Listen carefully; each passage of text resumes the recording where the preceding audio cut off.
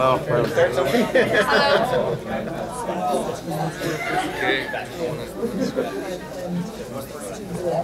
Assalamu alaikum. Hello. Hello. Hi.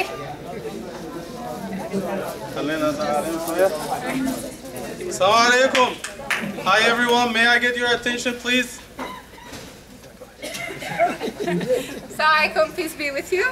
To all of our honored guests, welcome. My name is Lujaina Sati and I will be your MC for this evening. We are delighted to have you today to take part in our second annual Taste of Ramadan hosted by the Islamic Society of St. Catherine's. Ramadan is a month where Muslims from all over the world observe fasting if they are able to for 30 days. This means abstaining from food and drink from dawn till sunset.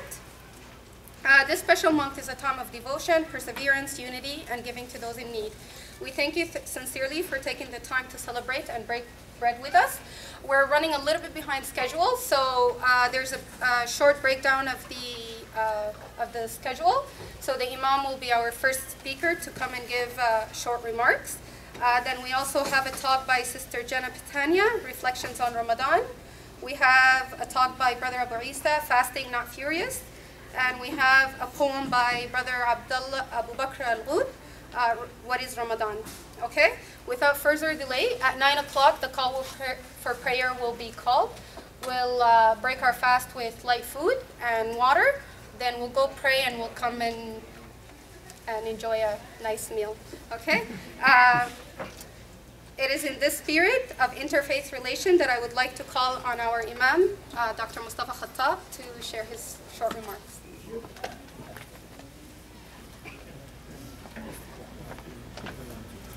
Good evening, everyone. I'm happy to see you again. I'm gonna keep it short. I have only 2 minutes, okay? It's hard for a speaker to speak only for 2 minutes. Those of you who are priests and ministers, they know what I'm talking about, right? So I'm gonna talk about my understanding of the month of Ramadan, growing up as a child in a small village in Egypt. And when I was about 6, 7 years old, I received my first lesson from my father. He had never been to school. My father, my mother were not educated. All members of my family, to the best of my knowledge, I'm the first educated person in the history of my family, okay? But still, I learned a lot from my parents who were not to school. My father was a businessman. He was a farmer, but he was also a businessman. We used to sell stuff like cows and buffaloes and goats and sheep and stuff. And some of the people who came to do business with my father were non-Muslim from neighboring towns and villages, right? So some of them, it happened that they came in Ramadan, right? During the day of Ramadan. Everyone in the house was fasting. So my father asked my mother to prepare lunch for the guests, right? So they were sitting there, they were eating a good meal, they had tea after, although everyone in the house was fasting. So that was the spirit. Then something interesting happened when they concluded the business transaction. I think the man was buying a buffalo or a cow from my father. It was the tradition in the village for the buyer and the seller to recite the first chapter of the Quran. It's like the Lord's Prayer in English. It's just like 4 lines. And I remember the Christian buyer recited the first chapter of the Quran with my father. So for me, that was something interesting. This is the spirit of the month of Ramadan. It's about compassion, it's about love, it's about integrity.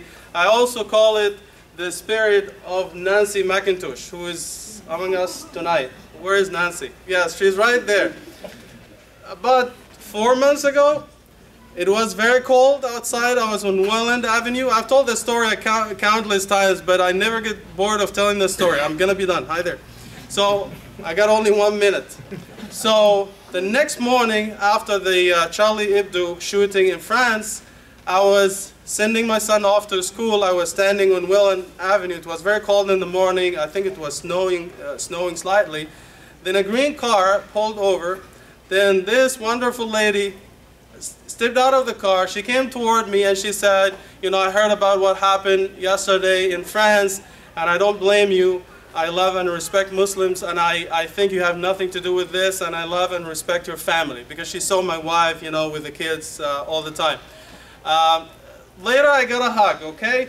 And when I told my wife I met this lady, and she gave me the hug, and she said, okay, you know, how old is the lady? And I said, she's old enough to be my older sister, right? But again, I thank Nancy and her husband, Randall, for displaying the spirit of the month of Ramadan, right? And I'm going to give you a small gift, some dates. This is a traditional food we have in the month of Ramadan, so please accept this gift from me. Thank you.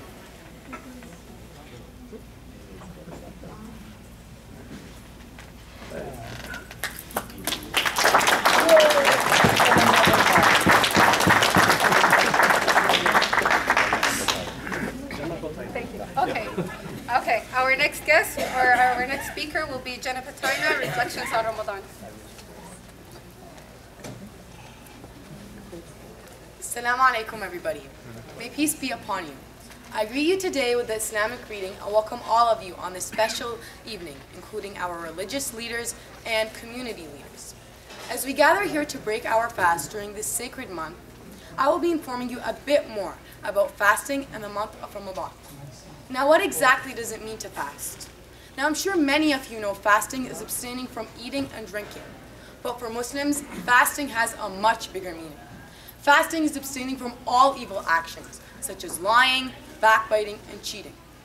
Allah subhanahu wa ta'ala says in the Quran about fasting, يا أيها الذين آمنوا كتب عليكم الصيام كما كتب على الذين من قبلكم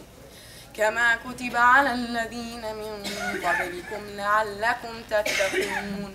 O you who believe, decreed upon you is fasting, as it has been decreed upon those before you, so you may become righteous. From this verse, we understand that fasting was something that was done even before the time of Prophet Muhammad ﷺ. But it must be noted that fasting is not something unique to Muslims only, but many Christians and Jews fast on several occasions. Now, when a Muslim fasts, the mind, soul, heart, and senses rise to elevated places by the means of fasting. Although the stomach may begin to cry, they will continue to smile innocently. Now, I've been fasting for about 9 years, and one of the moments I cherish the most is when one of my younger siblings tried to fast. We were all sitting gathered in a room. Most of us were fasting, and my younger sister, she was also trying to fast with us. She left the room and went to the kitchen and started eating blueberries. She returned and her face and clothing was filled with blueberry juice. I started to laugh and smile. What happened? I thought you were fasting. She smiled and said, I thought we were allowed to do so. My dad then came in smiling and said, it's okay, as long as she didn't mean it, then she can continue. From this, I understood how our religion was based on forgiveness. I also cherish the beautiful nights that I would spend with my parents and family when we gathered at the dinner table to break our fast. I felt so grateful to live in a peaceful country, this country, Canada, where I could eat in peace and could have dinner on the table every night. Now I'm going to talk a bit about the month of Ramadan. Ramadan is the 9th month of the Hijri calendar or lunar calendar. It is the month in which the first revelation was sent down on Prophet Muhammad ﷺ. Many Muslims gather after iftar or breaking up the fast to pray Taraweeh. Many Muslims also share iftar together as we are doing so today. Many Muslims also work to memorize and read Quran throughout the month. Ramadan is a month of sharing, as we are encouraged to feed the poor and hungry and feed the fasting person as well.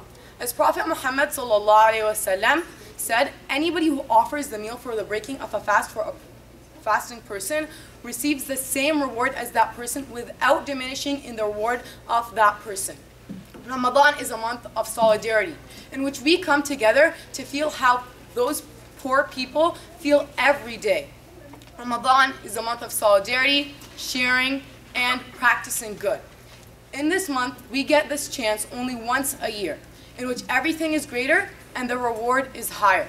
We get the chance to open up a new page with God, to change our lives forever by replacing our bad habits with good ones, improving our relationships with others, and changing our personality as a whole. Finally, I'd like to thank every single person here for coming. I hope you enjoy your meal and get to meet new people.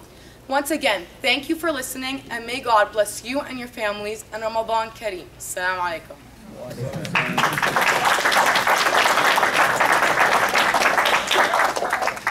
Our next speaker would be Brother Abu Isa, Fasting Not Furious. Assalamu alaikum, and howdy to the rest of you. So, my name is Abu Isa. That's not my original name that I was given when I was born, but I actually converted to Islam a while ago. What I'm going to do right now is very briefly, because we're running a little bit behind on our schedule, I'm going to take you back to a very long time ago, 8 years, back before I converted to Islam, so that maybe you can share in a little bit of that story with me, and a little bit of the story of how I learned about fasting. So the first Ramadan I partook in, I was not actually Muslim. I just fasted during Ramadan because I thought it was an interesting thing to do, and I wanted to take part in some of the culture that other Canadians were sharing, and explore sort of what other people do in other religions. This was a part of a lifelong process of learning for me. I learned religion not from my parents directly, but actually from my stepmother. It was the wife of my father who taught me about religion, but she was a Hindu. Now, she was under the impression that no one could convert to Hinduism in her own belief, because you would be born as a Hindu if you were to be a Hindu. So instead, she taught me and my brothers a little bit of every faith, so that we could find whatever good we could find, and that later, maybe a generation or two, we could be Hindu. So this was how she taught us a lot of different religions, so that we could find the best in whatever we possibly could. Part of that was teaching us different things like meditation and fasting and things like this. The first time I ever fasted, I fasted according to a certain method of Hindu fasting, because she taught me how to do it this way. Now, she taught me other ways as well, from other faiths, but of course she was most familiar and comfortable with this method. So she explained to me, you don't eat at all, nothing. And then you meditate and you pray through the day in a certain way, and you also drink water, copious amounts of water through the day. Now, the first time you do this, do it for 24 hours. And then, when you wake up, then break your fast, have something to eat, drink more water. The second time you do this, try to do it for 48 hours. Don't eat a thing for 48 hours. Try and do that. The third time you do this, try and do it for 3 days straight. Do not eat anything. Only drink water through the day for 3 days. And so I started fasting in this way when I was young, about 16 years old. And I started learning to sort of increase the length of time that I could fast. And we're talking about days at a time without food. But of course I would drink water. So I got to the point where I could fast a number of days, and I had some friends of mine doing it with me for some of the time. And so I was learning how to fast this way, and I moved to France. When I was in France, I continued to fast this way for a couple of months out of the year. I would take a day or 2 days off. 3 days if I was really feeling, really overly proud of myself. Because that sort of fasting really takes it out of you. After 3 days of no food whatsoever and only drinking water, you feel pretty terrible. And you sort of try to meditate and keep your mind off of anything at all, because everything is a little bit awful. So I learned this method of fasting until finally I moved back to Alberta.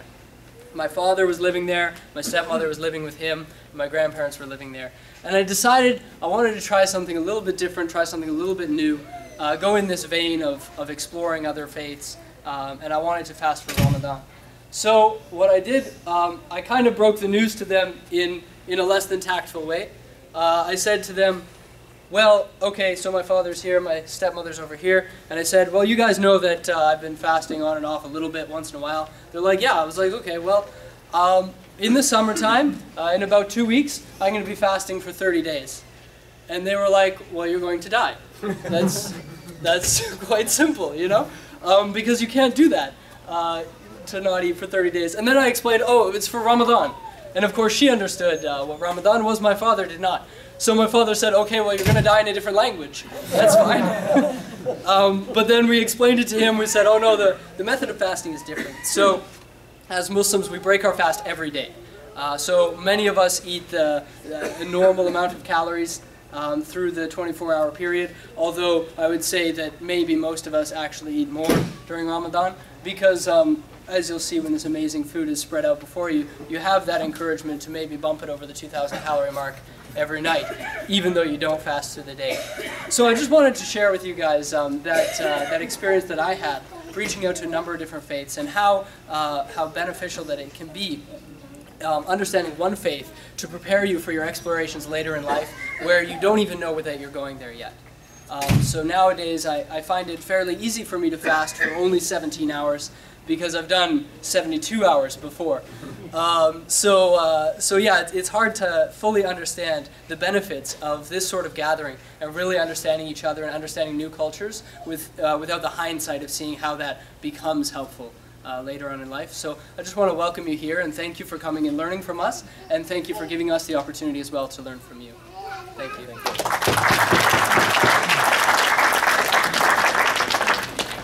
Our last speaker for this evening is Brother Abu Bakr. If you can come and share your poem with us. Hi everybody. I'm a little bit nervous, so please forgive me if I make a mistake. Okay. Only when you give thanks during times of misfortunes is when you could truly see the beauty in the world. And only while being thankful, only when being thankful, while consumed by the things you ought to be thankful for, is when beauty shall truly radiate through your soul. So I give thanks for everything that I have and all that I've got to know, both good and evil, both joy and sorrow. I even give thanks for some things that we may think as little, as simple as being able to write and recite this poem. So I give, but truly, I can't give enough thanks to God Almighty for allowing me to be thankful. All praise is due to the most merciful. I thank God. Every year we are given 30 days with every single devil locked in chains. So we are given 30 days full of chances for change. Our desires decrease, the thoughts in our minds increase. We are thinking as fasting fastens and stimulates our brains. We may feel our body being weakened and our breaths increasingly stink. But our character only grows stronger when we remain patient throughout the day. And our mouths send out a most sweet fragrance like that of the scent of musk to the most great. And as we break fast, we give thanks for being able to eat what we have, while others are forced to continue fast because they don't have any food to break. We then sacrifice our night standing foot to foot to pray. But as we tire our connections to morality and God, stay awake.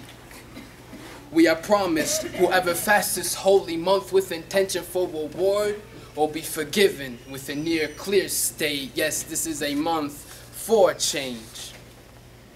It is said, if you take one step towards God, He'll take 10 towards you. If you believe you have reduced the bad in which you do, no matter how little, then you have improved. And you have gained one of the blessings of this month, and hopefully your efforts will blossom and flourish into something beautiful and good. May God give you strength. The other day I asked my father, how would you explain what Ramadan is like? So he told me a story about my grandfather from my mother's side. Many Ramadans ago, during the last night after they had all rise for the hour to praise the Most High, many came to him and said to him with absolute delight, tomorrow is Eid, Sheikh. Tomorrow is Eid, a joyous celebration. Ramadan is finally about to pass by. Isn't that amazing? We can't wait till daylight. But upon hearing this, being reminded that the most beloved month in God's eyes is about to leave tonight, he could only respond with tears as he cried. This month is about to pass by, the most beloved in God's eyes. Have we truly cherished it more than we'd like? Have we tried to put goodness in actions through doing something kind? Have we given enough charity to feed the hungry and made it a habit to smile? Have we strengthened our character and morality to help lead ourselves and others to better lives? Have we done enough to benefit our community, our city, our country, and anyone who resides? As simple as helping another with their groceries or helping an elderly cross the street, maybe picking up garbage gross and nasty, or a cup that's empty, or something blocking the road so it doesn't hinder those who drive.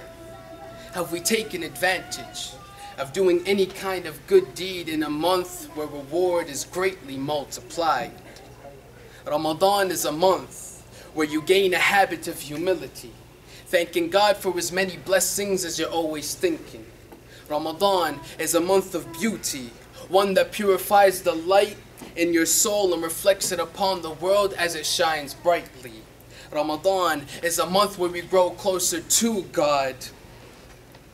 For that she deserves to be loved and should be, but the beginning of who we could be, men and women with radiant characters, who continuously work on their flaws, making them even more beautiful. The start of a wonderful journey. That is Ramadan.